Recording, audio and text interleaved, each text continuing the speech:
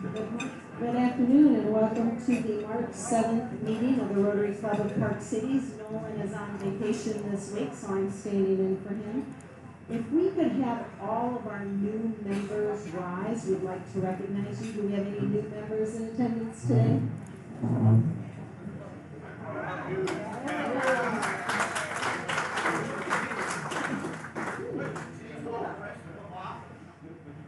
Okay, and if we could all just rise and walk around and say hello to our fellow club members. We have a woman over here who's visiting for the first time. Make sure you welcome her. How are you? Good, how are you? I'm doing well, thanks. Good to see you. Hey! How are you?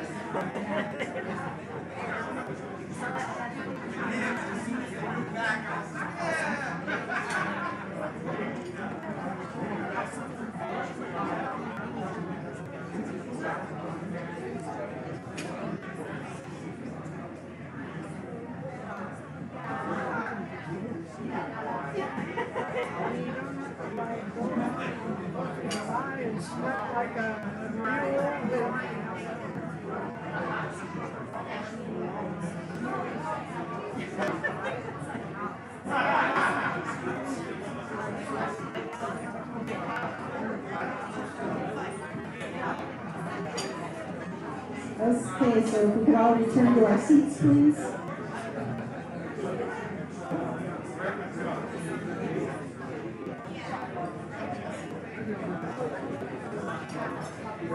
All right, I'm glad we're all having fun. Barb, if you'll make your way up.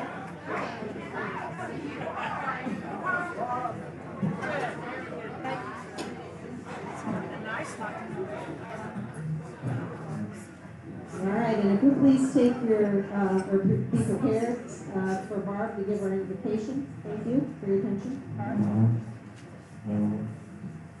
Since you're all already standing, thank you. First off, I just wanted to mention that with sadness that we've also a longtime fellow club member, Sam Miller. He passed away this past Saturday. He joined the club December 11, 1972. I had perfect attendance since that day. What do you think about that? That is 53 years every Friday of his life. That just is amazing.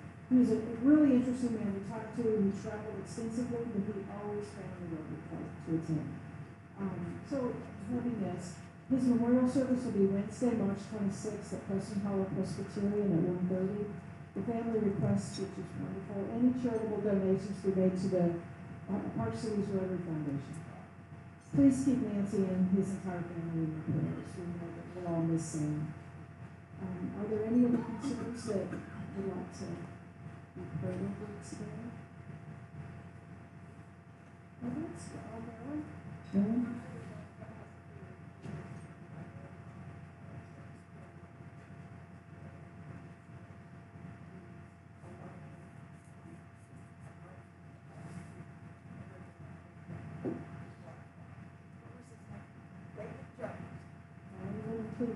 names in your prayers. Marilyn's longtime neighbor who just passed away.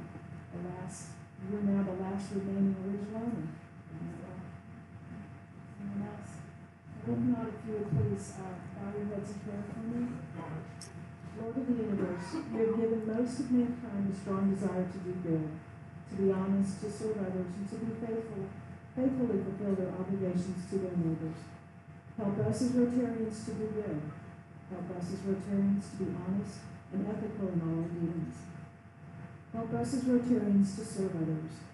And help us as Rotarians to faithfully fulfill our obligations as neighbors to our community, our nation, and the world.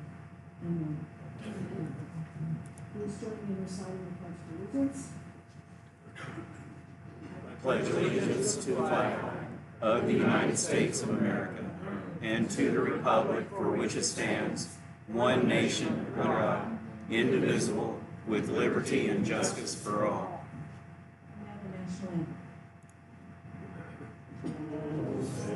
Can you see by the dawn's early light what so proudly we hailed at the twilight's last gleaming, whose broad stripes and bright stars through the perilous fight o'er the ramparts we watched were so gallantly streaming, and the rocket's red glare, the bombs bursting in air, gave proof through the night that our flag was still there. Oh, stay does that star-spangled banner yet wave o'er the land of the free and the home of the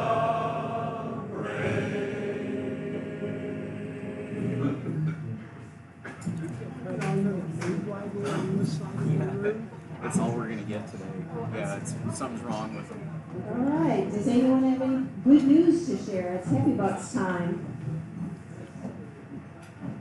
I have some, so I'll start it out. I was privileged to attend. Thank you for sending me to the President-Elect's training conference along with Mark Casher.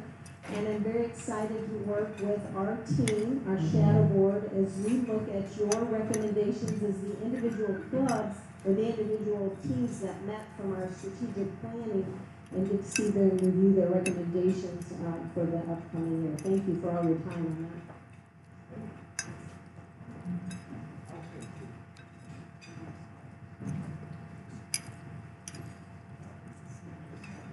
So my Happy Bucks are for a lady I work with by the name of Kimberly Smith. She's not having. She's a new grandbaby has arrived. It's number 7, so I'm happy for her. It can't be me. I'm glad it's her.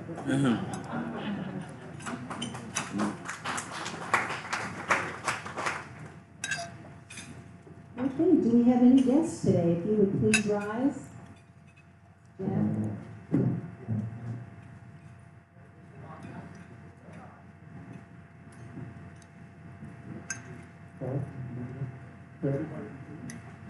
I had the pleasure of meeting Kelly as I was greeting outside. This is her first time today to visit us.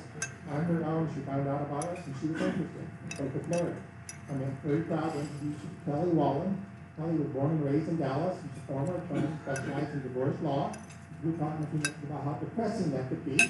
So she did good things for herself. She's now focusing on being a life coach with women and children. Let's welcome Kelly. Thank you, Kelly.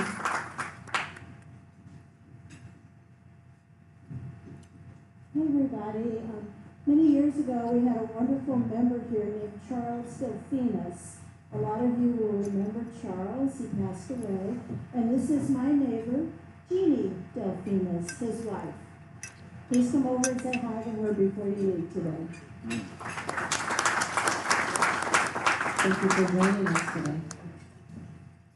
Okay, Mark Kesher, here's the marketplace advertisement.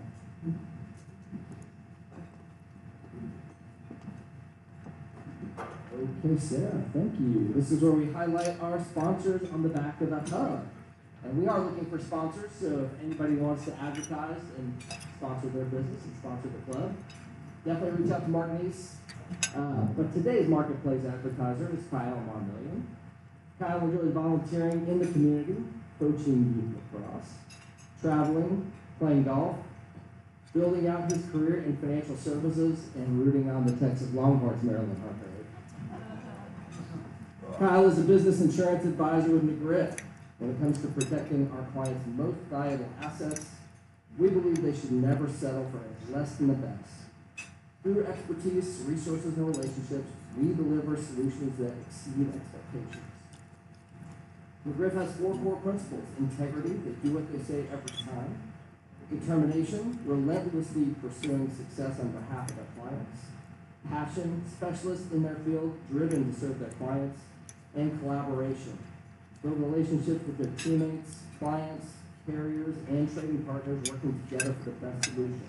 If there's anything that falls outside of those principles, Kyle simply applies Rotary's 4-way test as he navigates these situations, securing the best results for owners, C-suite folks, and their counsel. So please join us in thanking Kyle Marmillion for his support of the hub.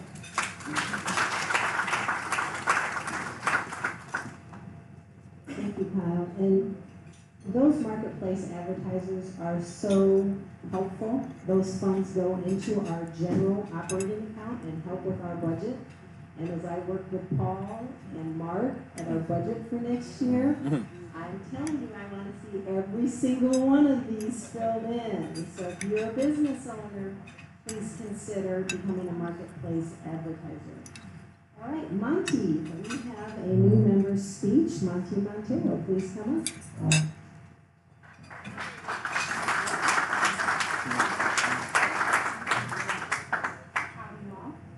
I would be remiss if I didn't use my 3-4 minutes to explain my name. A lot of you guys know me as Monty. Some of you might have seen my given name written down and foiled at it. It's Eileen. So a little backstory. My parents, young 20-somethings, thought it'd be very clever of them to name their children anagrams of their own names. So my mom's name is my name spelled backwards. So before you start scribbling on napkin, her name is Midega, and that's where that came from. So that was the plan. 2 years later, my sister was born. Her name is Suzette. So something happened in those pediatric waiting rooms and made them reconsider that idea. If you're an eldest sibling, you know that you are forever an experiment to your parents. But I really do like my name. It's a little odd. It's gotten me into a couple of misadventures, but it's also opened up a lot of opportunities to me. So I went to college in Ohio, Kevin Wallace University, Cleveland. And I showed up freshman year with my suitcase, left across campus, up 2 flights of stairs, opened my dorm room to meet my roommate, and it's a young man. And he was very confused, but very happy. Turns out that the residence hall advisor read my name as a Urim, and was like, oh, it's like an Arabic guy name. Like, yeah, just put it on the all-boys floor. So I got that sorted, graduated 4 years later with a degree in public relations and Southeast Asian studies. And my first job out of college was at the Blue Museum of Art in public relations, and we happen to have the largest collection of Southeast Asian art.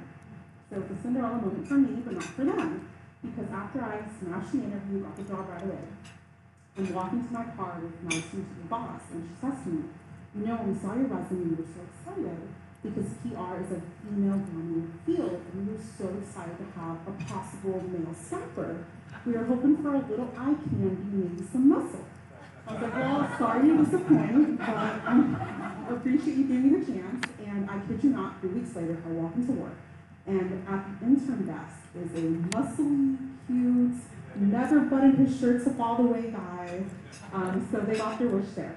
And now I work in automotive now. I used to run my family business. It's a male-dominated field with a lot of old school gentlemen guys that are taught to be polite around women. And so when they see a name like a Urim, Arium, or Monty, they feel really comfortable in emailing me and texting me back or receiving their messages from their secretary. It's very chill and relaxed.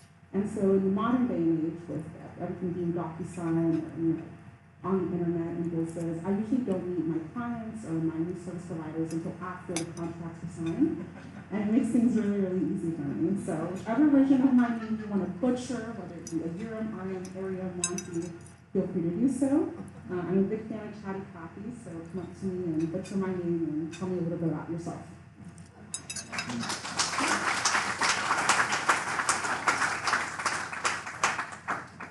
Thank you, Monty. We all look forward to serving with you in the future.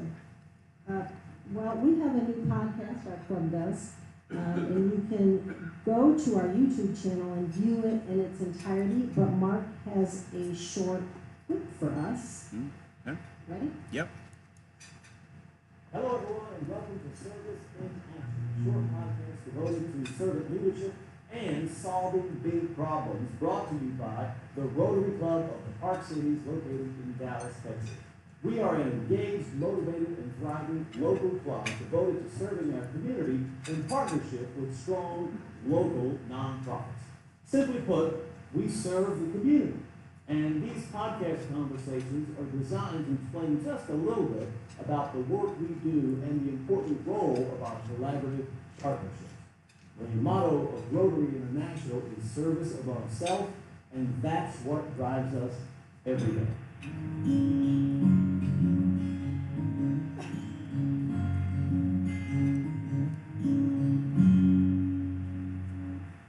That's it.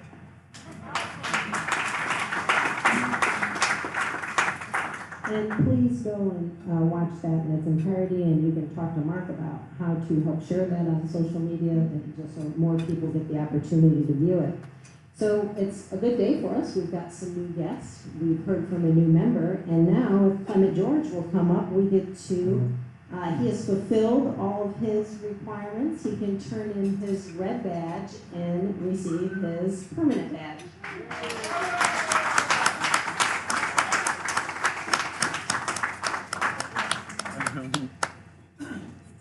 Thank you, Clement. All right, so now we have the raffle of the day. Who's got our tickets?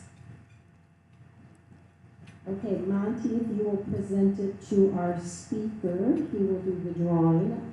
Choose one ticket for us.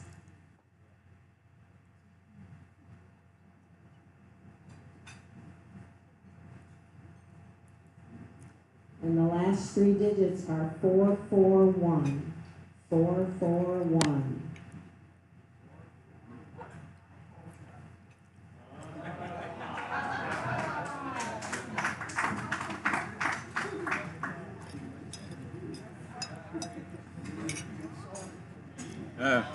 All right. So he has the opportunity to win half of the pot. And the current total is $1,536. So let's see. How come there's so many cards there?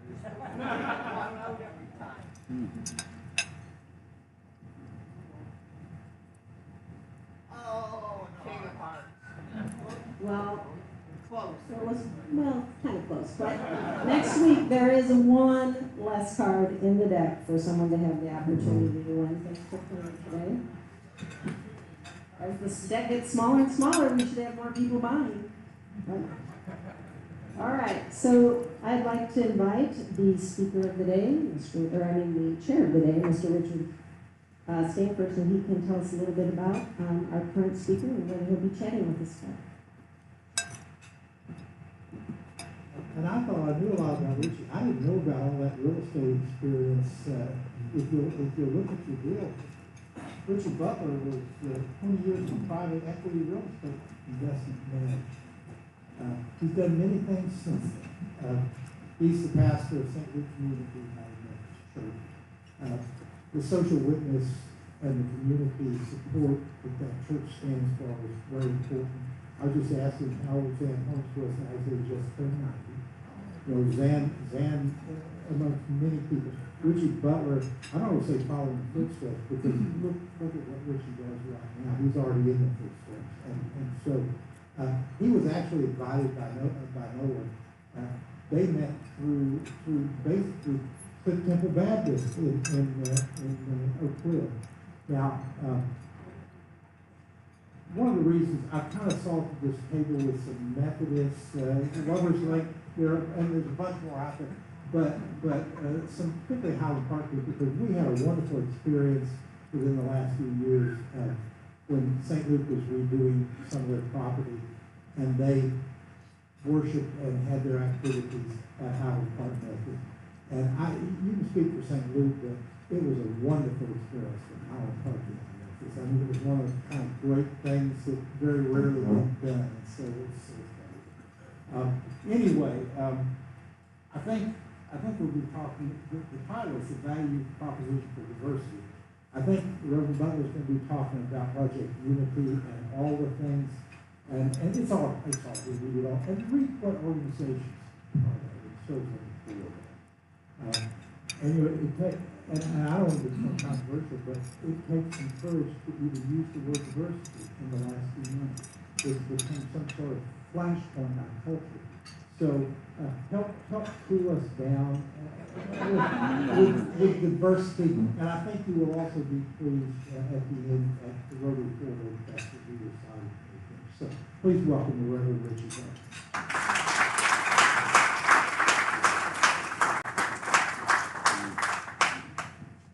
It is a joy and pleasure to be with you.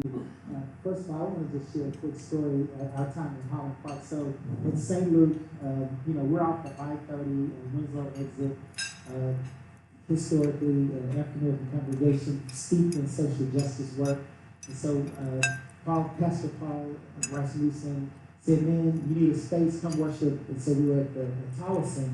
And maybe a couple of weeks into our time there, and so in our tradition, we have reserved parking spaces at the church. Even the First Lady has a reserved parking space, so don't miss this. And so our team is in communications with the Highland Park team, around campus. And so there was a call out that the First Lady's coming and, where's her parking space? And many of you who go to Highland Park, the Highland Park folk are like, what, the First Lady's coming? The First Lady, Laura Bush. And so there was this panic, and then they realized, oh, it was the St. Luke First Lady. So it truly was a joy to be with, in partnership. We continue to be in partnership with Highland Park. And I think actually that relationship is reflective of, I think, the value and importance of diversity and celebrating our differences and figuring out how we come together. And so my conversation today, and on some level it will be conversation because I want to engage you. I don't think I think we spend a lot of time, trumpeting our own horn and not engaging each other in conversation and building relationships. So the conversation I want to just engage in is how the power of together. About that, the power of together. I forgot to do this, but I was going to leave the house, bring with me a battery. And does anybody have a battery? Okay. You can use one of these for a prop. Oh, you have a battery. Oh, good. Look at here. All right, thank you, Mark. So we all know that a battery does not function solely. It does not emanate power or is effective if it only has two positives. It requires a positive and a negative connection for it to work properly. And as I think about the state of our society, we got to figure out how we get negatives and positives, red and whites, or red and blue. We need to black and white to come together because I believe we are living beneath our potential as a nation. I'm going to say it one more time. We are living beneath our potential. Now, some of us are living good, but as a nation, we're living beneath our potential. And part of what I want to do is I just want to set the stage because I also want you to understand this is not my side hustle. You guys familiar with that next generation? That's what they refer to their second jobs or what they're trying to do on the side hustle. This is not a side hustle for me as I think about the power together, as I think about unity, as I think about how we build community. Probably 6 years ago, I realized that there is a theme that resonates through my life.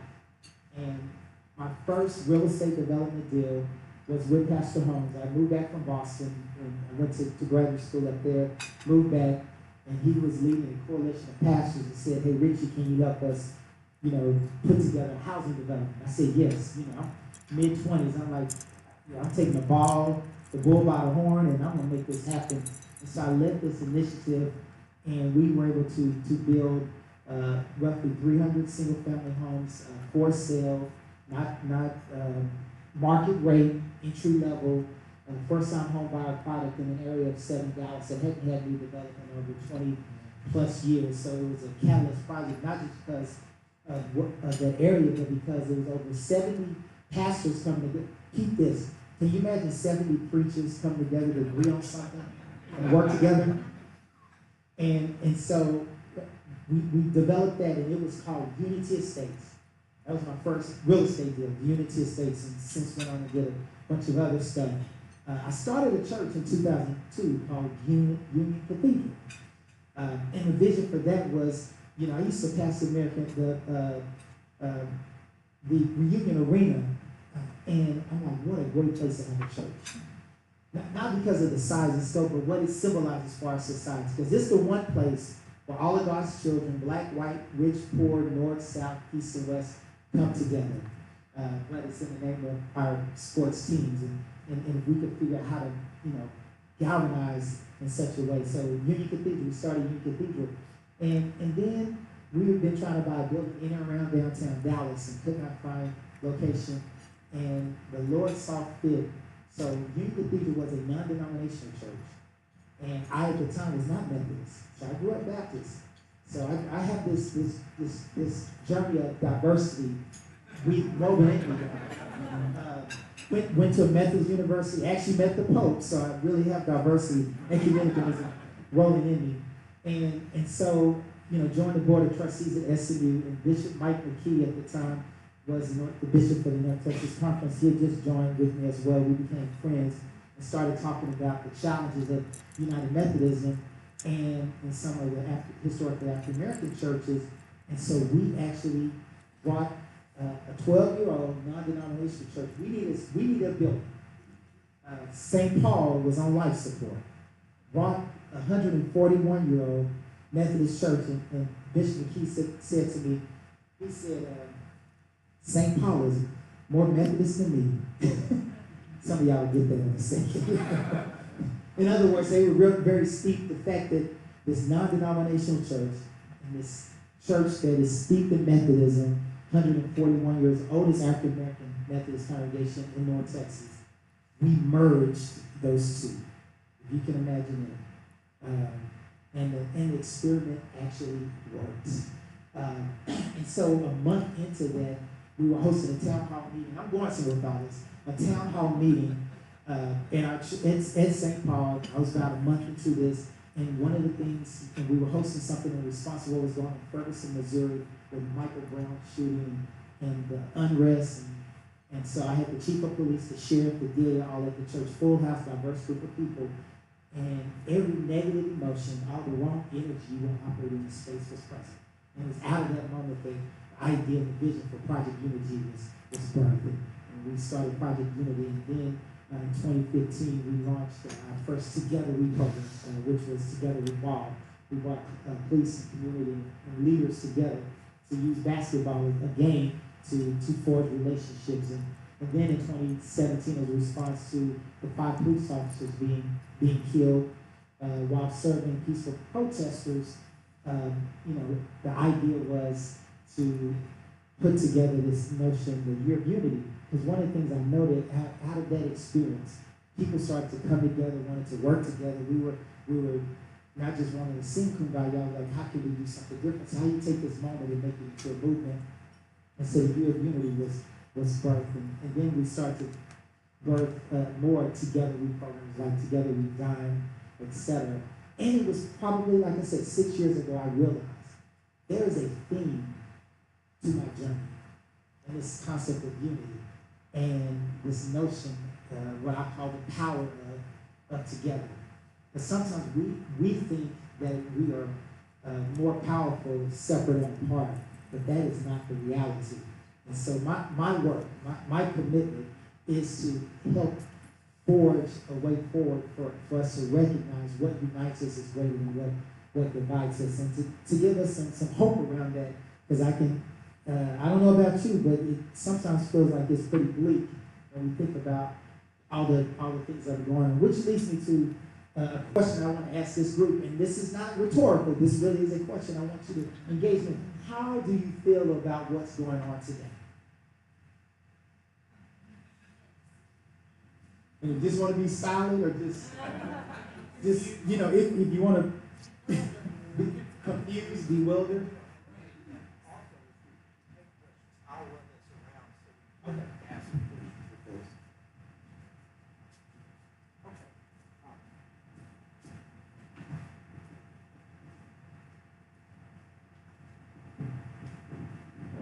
I guess my feeling is some anticipation on what's going to happen here. Are we heading in the right direction, or are we heading in the wrong direction?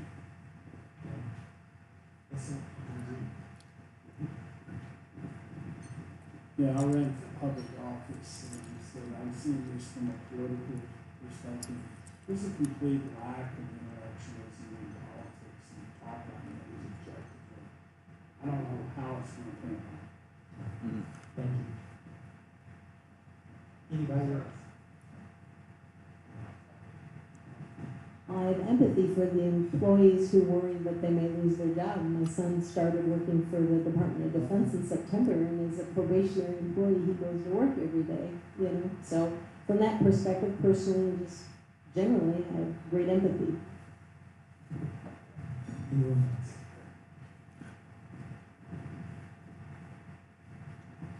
I've seen it in my own family, but I think there is so much divisiveness that it is affecting our families in negative ways, and that concerns me deeply. I think the big one is you see a lot of misinformation going around, and a lot of people making big decisions on misinformation.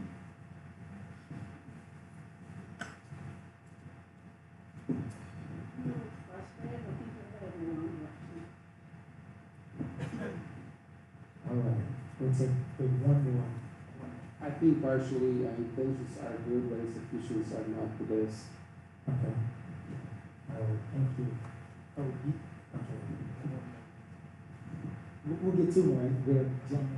Mine is reflective.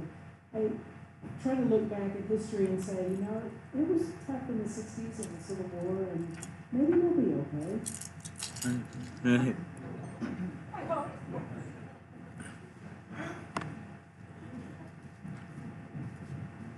Seems to me that throughout civilization, there have been conflicts, barriers, which have led to great creativity and positive things. So I'm an optimist.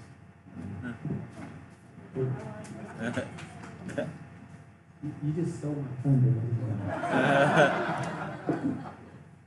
I want to thank you for sharing, and I think for your vulnerability and candor. One of the things we do, we host a program called Together We Done, where we bring people together to have safe and courageous conversations around tough topics. And we started out focused on race relations, and it's evolved to dealing with, civility.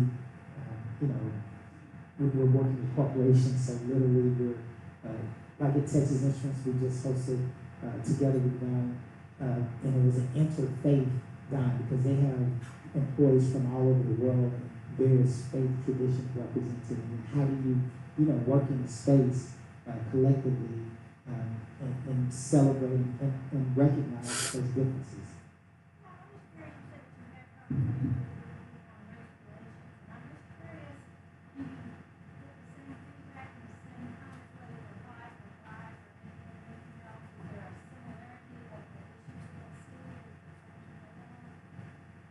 Great question, and you're taking me off script, but that's good. So, I think there are a couple of things. One, there's some commonalities. I think people, want what's best for their families. We want a safe community. Everybody wants, fairness and be treated fairly. I think the approach to it is different. And here's where I want to go with the dime that I'm talking about is not me facilitating a conversation. We literally get people at a table from different backgrounds, and we have a moderator, a facilitator at those individual tables, and we put questions forward, and everyone has a different question, and their job is to respond to that question. And so part of it is here we're starting to listen. It's an exercise in listening, and sometimes we're not very good listeners when it comes to something that we already have a strong opinion about. Can I get amen? See, in St. Luke, they get on their feet. Yeah, preach, pastor, preach. But we're not very good at listening to people when we have a strong feeling. And one of the things we try to do with the dime is to combat that by, first of all, informing people you're going to listen to someone else's story and experience. And so the questions are not to change the world, but they're introspective and self-reflective. And out of that, what's happened is we start to humanize each other. We recognize that we're not as different as we think we are. And let's be real, and here, let me get this and get to where I was going. Let's be real. As you just outlined, I just put some things. I think we are truly divided. And one of the things I definitely want to highlight is the last thing. We're divided and we're a siloed society. And that in and of itself is dangerous. When you only get your information from one source, and you assume that source is accurate and is the truth, the whole truth, and nothing but the truth. And you're not going outside of your community, outside of your tribe, to understand and to gain more information and knowledge, and therein lies a real danger. And that's part of the work that I believe I'm called to do. And so when I talk about this theme of unity weaving woven into my life, it is not for us to show up and sing kumbaya. It is for us to come together and work together to solve tough problems. And that, I realize that's not an easy task, getting people to come together. Just to come together is not easy. And then to get them to work together becomes, but if we can get to the table. And so that is my passion and drive. And so, again, what's going on? I mean, we're divided. I think someone acknowledged it's very toxic. Oftentimes our politics now is about a zero sum. And that's an unfortunate reality, because I do believe that, and I'm a man of deep faith, and I don't think the God that I serve is about zero sum games. God I serve, I believe, is about win-wins and creating space that, and what that means, I tell couples this all the time. If you win in a relationship, the relationship loses. There should not be winners in a relationship. We're in this thing together. And so, having to help change that mindset. But anyway, and so the question I want us to ponder, and when you leave it, are we healthy as a nation? Are we healthy? And you may have I'm asking a question. I have my thoughts, but I want you to ponder and think about that. Are we healthy as a nation? Now, how much time do I have? Okay. So in other words, as a good preacher, hit it, quit it, and sit it. So y'all are going to get a good laugh. So yesterday, I was at the St. Philip's Destiny Luncheon Award, and it surprised me. So, and Dr. J was the featured guest, and I was on to do the benediction. And typically, Danny, when the headliner ends, everybody gets up and leaves. It's a few people remaining. everybody was still there. And so I got up and I'm like, I have never been to a luncheon where people stayed. You are helping my ego. I don't know why I was going somewhere with that. But at any rate, you know, part of the question is, are we healthy, and want us to ponder and think about that. The other thing I want to do is, you know, real quick, what are we going to do? You know, Rodney King said this a long time ago, if you remember what happened with him. Can't we all get along? And I think we must ponder these questions. Dr. King, we must learn to live together as brothers and sisters. At that time he said brothers, as brothers and sisters, or perish as fools. And I think that's a reality if we're not committed to that. And so what I want to do is pivot and spend a moment just talking about the work that God has called me to through Project Unity. I love, you know, being, and God has allowed me to you know, maneuver in a number of spaces as, you know, the senior pastor of St. Louis Community UMC, which I must say we're in the middle of a capital campaign. So pray for me. I love that, but the work that we're doing at Project Unity to try to move the needle around this concept of the power of together and recognizing that what unites us is greater than what divides us, and taking an approach around the concept of diversity that, you know, we may not ponder or think about. And let me say this, I believe that most people operate from a place of common sense and common ground. If we can figure out what is common sense and common ground, and sometimes, you know, our politics plays to oftentimes those extremes. And part of the work that we're trying to do at Project Unity is to figure out how to create, to be that entity, that source that is not political, but that is commonsensical, and that understands not just common sense, but finding common ground and how we weave a way forward for a place that is reflective of all of God's, you know, creation. And so, you know, we have this we're a collaborative movement that has a strong sense of faith focus to recognize that what unites us is greater than what divides us. And also, we're just focused on building community. And that's what you guys do every week, right? You're building community. And my job is to figure out how to connect the Rotary Club, you know, with St. Philip's, or connect, you know, SNU with Paul Quinn. My work is to be that connector. And understand this, the work that we're doing is focused on solutions. If there is a problem in our community, I want to be at the table trying to find a solution. I don't want to engage in he said, she said, or the negativity and the harmful language. But let's, as the Bible says, let's reason together and work together to find a solution. And so I'll give you an example.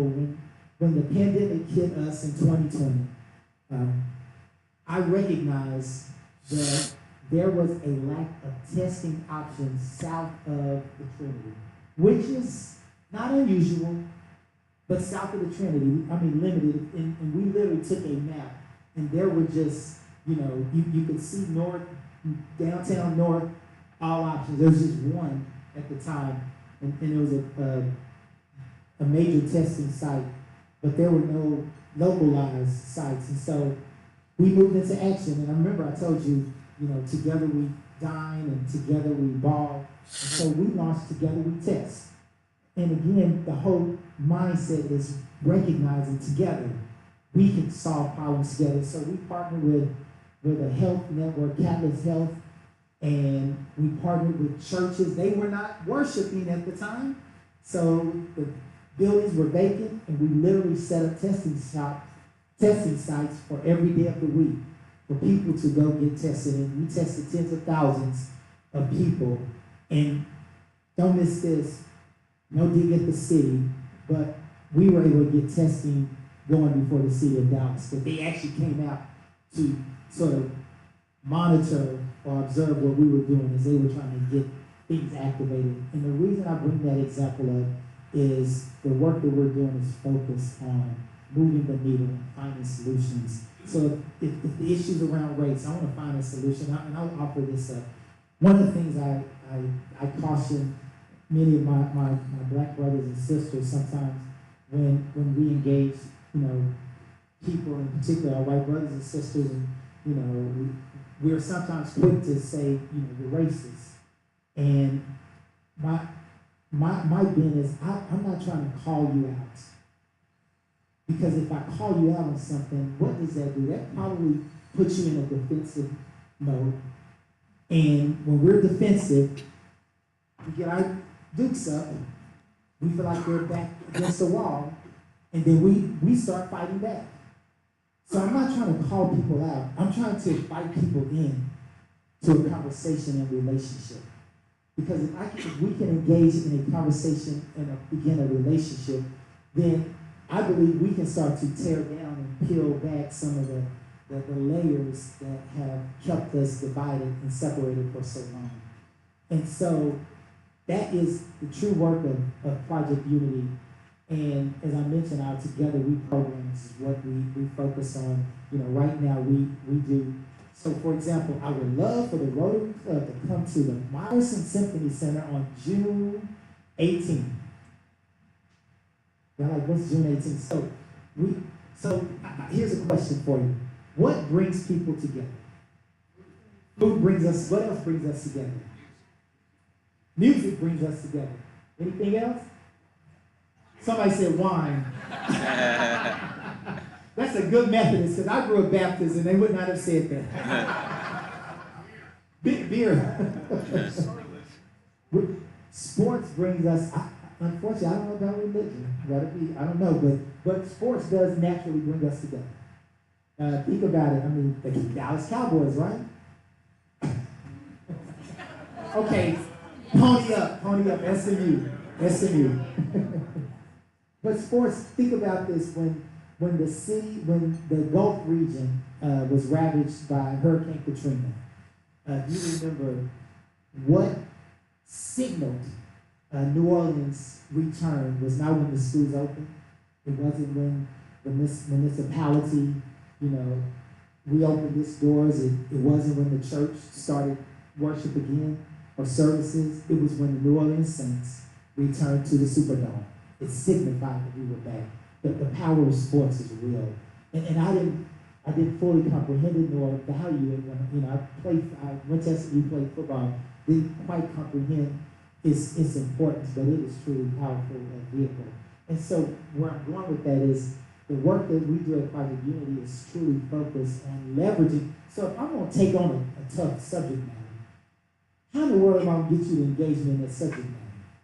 If it's our visceral response is negative, or we don't want to be associated with something that is challenging, I got to leverage something that will get you to the table, like food, like sports, like music. So I was throwing out a plug for our Together We Sing concert. So if you can imagine, we have a 200-voice unity choir from all over North Texas, the Dallas Symphony Orchestra. We bring in a headline, Grammy award-winning artist every year, and it is a night of unity and using music to bridge divides and bring us together. So that was a plug, and we'll get more information on it. So real quick, I just want you to also note that we're not in a vacuum. We literally work with the community at large. We work with major corporations. With our dying program, I mentioned Texas Instruments to NTT Data, SMU. Literally, we are hosting dines all over the campus of SMU, working with Dallas, DISD to other colleges, universities. We're literally flying up to DC with George Washington University to host a dine for their student athletes in a couple of weeks. We literally, and you'll appreciate this. About 3 weeks ago, and this is our fourth year doing this, every legislative session we hosted Together We Dine, with the legislature. So Morgan Meyer, who I assume most of you is your representative, and Representative Greta Bowers, who's a Democrat, they come together and co-host this event and try to get, political leaders to actually sit and engage each other. And again, listen to each other. And that is hard for politics. I want y'all to know, for a politician to listen. Y'all know I'm telling the truth. So, but anyway, those are some of the organizations and companies that we have been working with and continue to work with. And what I want to close out with is this. As I mentioned, on June 17th, our Together We Sing concert. And also, we are about to launch what we're calling Together We God, Heal the Nation Stability Tour. Because we think the conversation of bringing us together can only help us, not hurt us. We're siloed. So how do we break down and come out of those silos? And so part of our goal is to get 1 million people to participate in the God. And so we believe, and we're partnering with different organizations to make that a reality. Like if you're familiar with Common Ground, they're the largest peacekeeping organization in the world. And they set up shop here in the United States about 3 years ago because they anticipated that we might be ripe for political violence and real unrest. And they have operations here in Texas and also in Pennsylvania. And so we are now launching Together We Guns as a part of this civility effort with them throughout the state of Texas. So we're going into rural locations. Our first dine with them, and it was to talk about our political differences, getting people that, come from different political perspectives to actually engage each other on a human level. Not on a Republican or Democratic level, but on a human level. And so we're working hard to bring that to reality. I am going to, because I think I'm out of time. You got time, a couple more questions? Okay. Well, and I'm going to close with, this is a quote from Ronald Reagan. Again, he reaffirmed at the end that what can, permanently create danger for us is within. It's us. And it's not outside forces. Most things, a lot of successful things implode. Rarely outside forces coming against it. So any questions? And we got 5 minutes or so. We can do the last part 3 minutes. Okay. So while I'm going over to John, we've got synagogue, we've got church, maybe one person in the mosque. How do we do it? How do they get in touch to Together We God? That's a powerful experience. Yeah. How do we get a hold of someone? Right there. All right. And I can definitely actually don't contact me, because if you contact me, it may be a problem. But Charlene Denby, who oversees our programs, could do that. I used to teach Okinawan karate, and we had a dojo, and the people were from everywhere. Totally different backgrounds, and we assembled, came together, and you never even knew much about what else they were doing. We were together, and that was the whole mission. And I always think about how totally dissimilar people can come together, and that was one example in my life. And I think what you're doing is similar. Yes.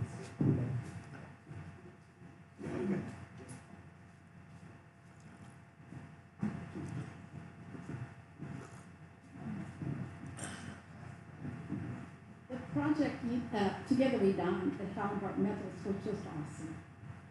Getting together with people that we would never have met otherwise, and it was just fun.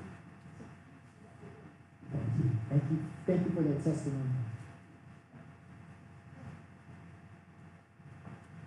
So I just want to leave you with this. From now on, when you see a battery, I hope you think about your part in making sure that the negative and the positive come together so we can make America all that I believe God wants it to be. So thank you for your attention and for engaging me today.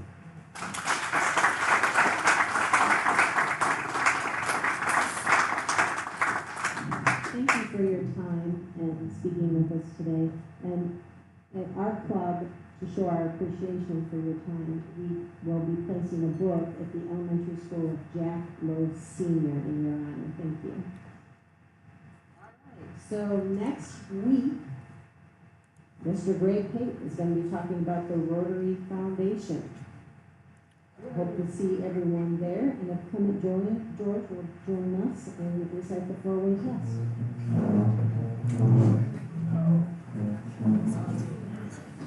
All right, would you please join me in reciting the four-way test?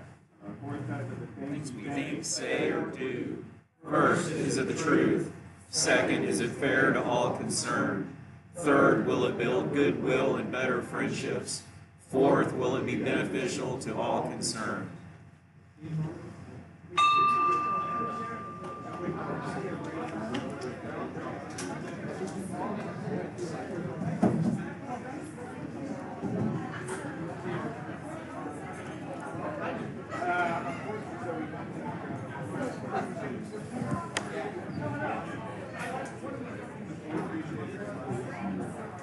Thanks, sir. Yes, yes, yes.